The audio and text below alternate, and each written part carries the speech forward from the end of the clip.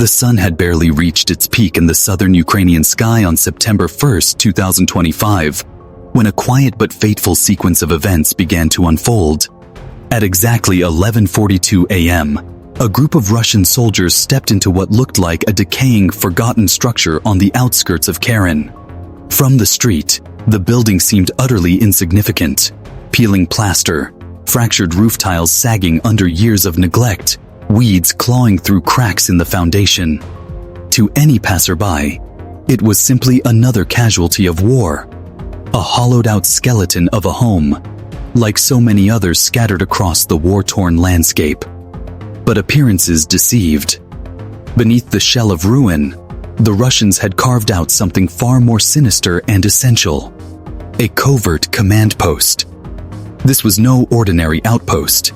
It was one of the critical nodes in Russia's expanding UAV, unmanned aerial vehicle, network along the western bank of the Dnipro River.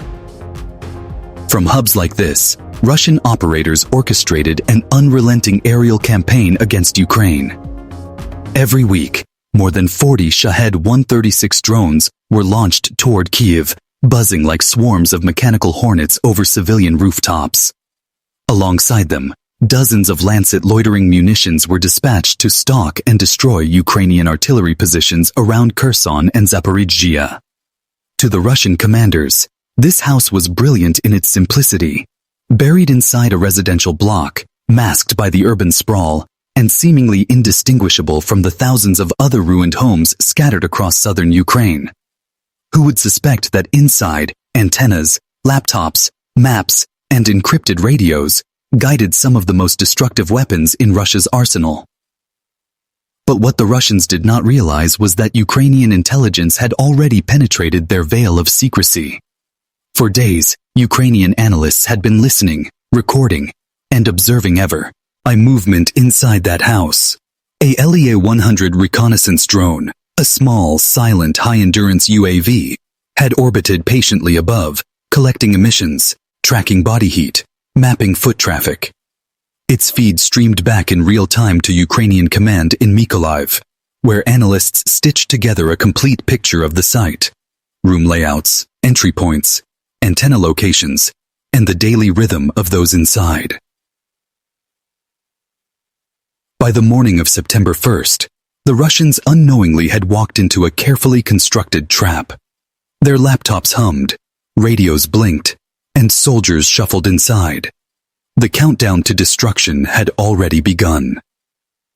Unlike many of the large-scale bombardments that characterized earlier stages of the war, this operation was designed to be surgical. A single devastating strike intended not just to destroy a building, but to cripple Russia's regional drone operations. The weapon of choice was the GBU-39 small-diameter bomb, SDB, a precision-guided munition weighing 250 pounds, and engineered to strike with near-surgical accuracy. At just 6 feet in length and under 8 inches in diameter, it was compact but deadly, able to glide over 60 miles from its release point thanks to deployable wings. Each bomb could hit within a 3-foot margin of error, even under conditions of GPS jamming. But the success of the mission required more than the bomb itself. It demanded flawless coordination. The pilot of a Ukrainian MiG-29 had to fly a daring low-altitude ingress route, skimming terrain at less than 200 feet above ground, to avoid Russian radar detection.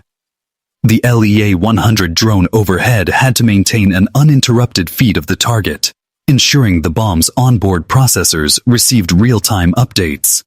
A swarm of decoy drones, mini UAVs designed to confuse Russian radars, had to rise at the perfect moment, drawing the enemy's attention away from the real threat. It was a test of nerve, skill, and timing. One where even a second's miscalculation could doom the mission and the pilot. At 11:55 a.m., final preparations were complete. On a makeshift forward strip outside Mykolaiv, a lone MiG-29 fighter jet waited, its engines humming with restrained power. Beneath its wings, 2 GBU-39s were locked in place, their fuses set for instantaneous detonation. Against a reinforced bunker, deeper penetrating warheads might have been required, But here, against a two-story house, sheer precision and high-yield fragmentation would suffice. The MiG carried only the essentials for survival. SPS-141 jamming pod, to distort enemy radar and buy precious seconds of life when targeted. 2 R-73 short-range air-to-air missiles, in case of unexpected encounters with Russian fighters or helicopters. External drop tanks carrying 370 gallons of fuel each, ensuring range and the ability to escape at full afterburner if chased.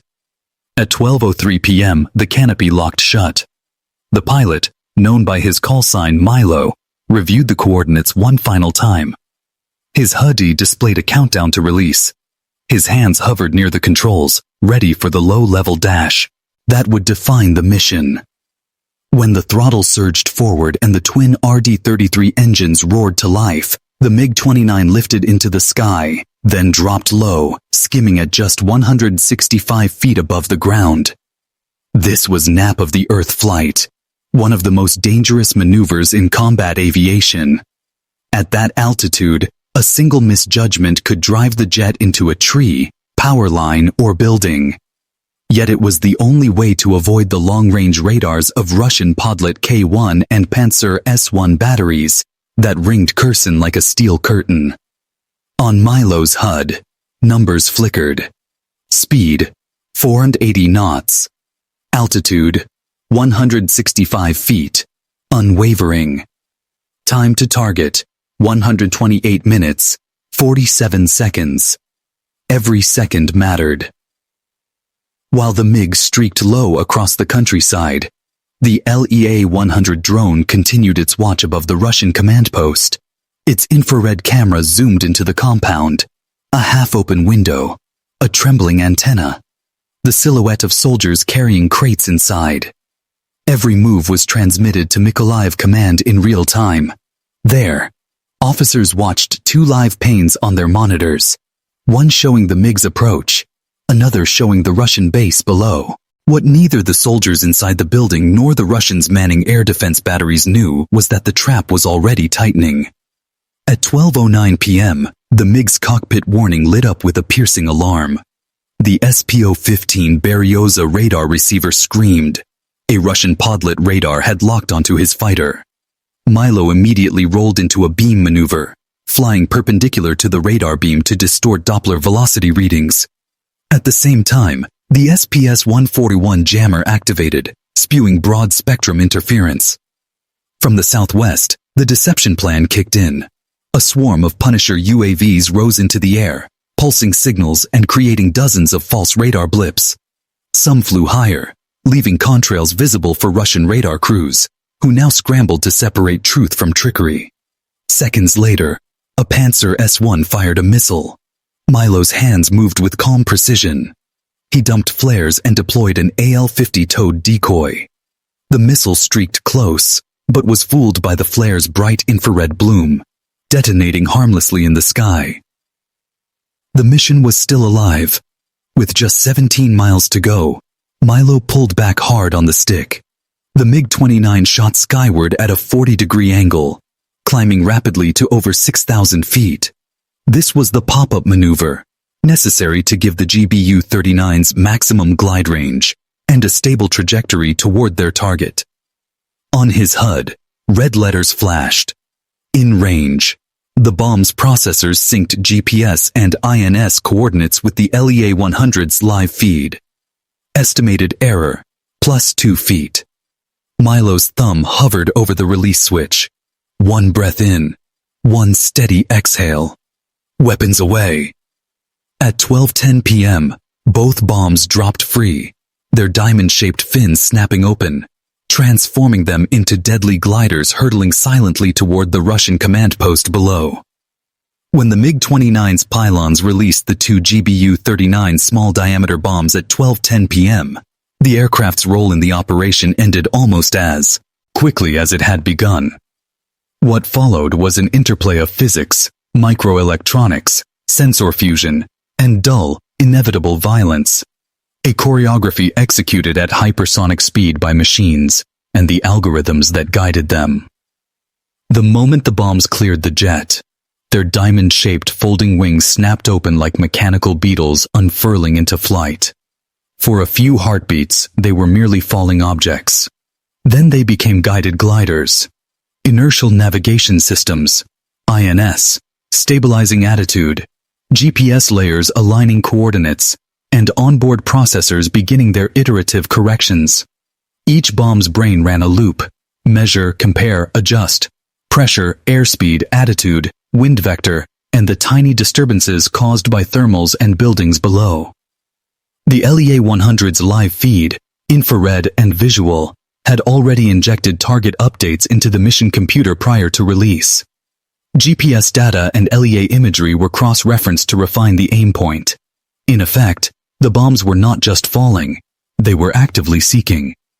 From the control room in Mykolaiv, commanders watched telemetry stream in. Glide speed approaching Mach 0.9, altitude profiles, time to impact. The bombs were designed to handle GPS-denied environments. Their INS allowed them to dead reckon and maintain accuracy even if satellite signals flickered. That redundancy mattered. In the last mile, as the bombs accelerated into terminal phase, each millisecond of guidance refinement reduced error from meters to inches. High above the target, the LEA-100's camera framed the two-story house with surgical clarity. It recorded small human movements below: the lift of a crate, the flash of a laptop screen, the angle of an antenna, then watched as the first glider carved a steeper, more focused descent. Terminal guidance engaged. The LEA feed, within a heartbeat, fed a final correction into the bomb's processor. The bomb adjusted control surfaces, trimming yaw and pitch, and took a path that was less a ballistic arc and more a guided, intentional flight. At roughly 12:10 p.m., less than 10 seconds from the target, the world collapsed into an acceleration of sensations. Sensors inside the bombs registered the sudden change in air density, and the radar altimeter painted the building's profile beneath them. For the men inside the house, there would have been no warning. The sound of a distant engine, the ordinary clatter of equipment, until the instant before impact, when pressure waves began to precede the event. For those watching the LEA feed, there was a quieter, more clinical tension, the crosshairs of confirmation, the final updates, and then the abrupt visual of contact. The first GBU-39 punched through the plaster and timbers, its instantaneous fuse detonating with a controlled, concentrated violence that the device was designed to deliver. The objective was not maximum area devastation, but removal of the critical locus, command consoles, communications racks, and the people who maintained them. The bomb penetrated, detonated, and turned rooms into shock. Shockwave and shrapnel tearing through walls, equipment unmoored and hurled, wiring and metal turned into projectiles. The building's structural frame was compromised in a way that classical high-explosive ordnance might not have achieved so surgically. The second munition impacted seconds later, slamming into a flank, allowing survivors any time to construct a coherent response. In aggregate, the two explosions treated the house as a volume to be neutralized, not merely by collapse, but by instantaneous termination of function. The antenna, the symbol of remote control and reach, tumbled twisted into the yard. Laptops, crates, and human bodies were thrown into the open like ragdolls in a ruined theater. To the Mykolaiv command room, the LEA-100's camera shook with the aftershock, then steadied to show smoke finger the sky and a sudden vast absence where the house had been. The image that had been live only moments before, of operators hunched, of orders being typed and dispatched, now became a forensic record of termination. Hit confirmed, the feed declared, and the red X appeared on the digital map. The immediate operational consequences were precise and swift. In the minutes following, multiple scheduled UAV sorties were cancelled or failed to launch because their command links had been severed. Mission queues that relied on that node's scheduling authority, launches toward Kyiv and artillery spotting tasks, either stalled or were reassigned. At least 3 inbound loitering munitions and Shahed sorties were called off in flight once their planning feeds indicated non-response. The tactical webs that had bound those weapons to their operators were left slack. Without guidance, many weapons were little more than inert hazards to the operators who would attempt to redeploy them hurriedly. On the ground, the psychological rupture was as significant as the physical one. A single pinpoint strike had shattered the implicit assumption that urban camouflage and domestic anonymity would protect UAV control infrastructure. Soldiers who had felt secure inside houses, assured by walls and neighborhoods, by the human camouflage of domestic ruin, were reminded that modern reconnaissance spawed deeper than masonry. Suddenly, every rooftop might be an antenna, every window a sensor lodged within a lethal calculus. The realization made Russian units pull back, hesitate, and reevaluate.